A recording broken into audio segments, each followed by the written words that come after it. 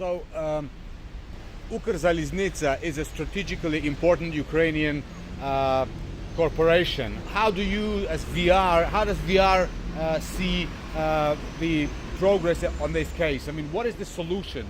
The solution is a compromise.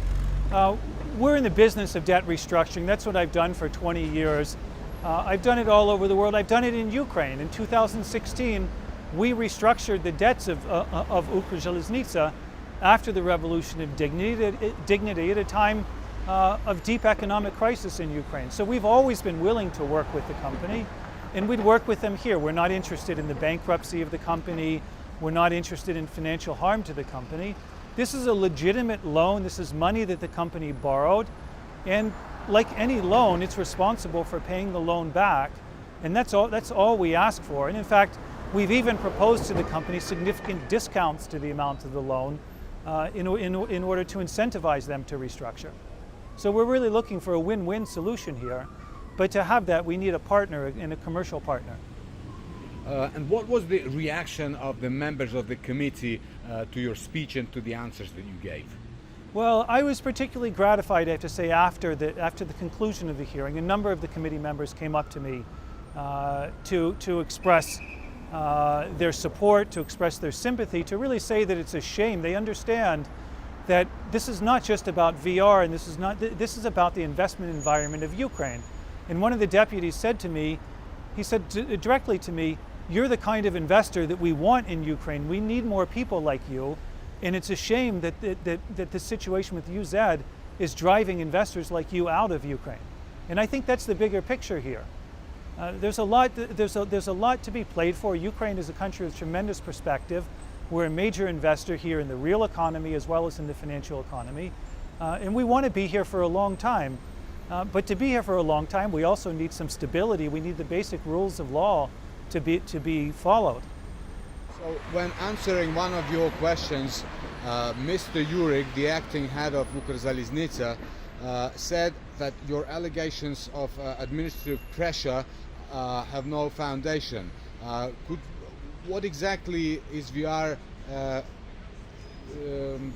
going through in terms of feeling the administrative pressure? Well, we've been subject to a smear campaign, a black PR campaign, in which it's been suggested that VR somehow represents the former leadership of Ukraine or former politicians of Ukraine. That's absolutely not true, and we have nothing to do with them. There have been use of administrative resources in terms of criminal charges.